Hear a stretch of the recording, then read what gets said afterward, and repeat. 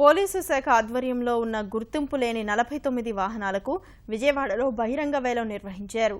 DGP ఆదేశాలతో police స్టేషన్లలో ఎన్నో ఏళ్లుగా పడి తుప్పుపట్టిన వాహనాలకు వేలం ద్వారా విముక్తి కల్పించినట్లు Vijayawada assistant police commissioner Ashok Kumar తెలిపారు.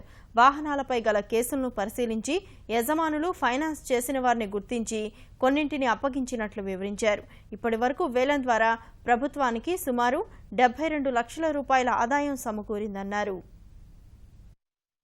విజయవాడ నగరంలో దాదాపు 4 సార్లు వేలం వేశాము. దీంట్లో ఇంతవరకు 1417 వెహికల్స్ వేలం వేయడం జరిగింది. అంతేకాకుండా ఈ ఇన్వెస్టిగేషన్స్లో భాగంగా దాదాపు 3000 వెహికల్స్ వరకు మా డంప్ యార్డ్లో ఉన్నాయి. ఇదివరకు గత సంవత్సర కాలంగా ఇవన్నీ చర్యలు చేపట్టిన తర్వాత ఎన్నో వెహికల్స్ వాళ్ళ ఓనర్స్ని ట్రేస్ చేసి 5-6 సంవత్సరాలుగా ఇక్కడ డంప్లో పడిన వెహికల్స్ అన్నింటినీ వాళ్ళ ఓనర్స్కి అందరికీ హ్యాండ్ ఓవర్ చేయడం జరిగింది. ఈ చర్య ద్వారా మనకి ప్రభుత్వానికి ఆదాయం పెరగడమే కాకుండా పోలీస్ స్టేషన్స్లో వృధాగా పడిన వెహికల్స్ వెళ్ళిపోయేసి చాలా స్పేస్ వచ్చి ఫ్రెష్గా మనము ఏదైనా వాహనాలు సీజ్ చేసినప్పుడు అక్కడ పెట్టుకోవడానికి అవకాశం ఉంది.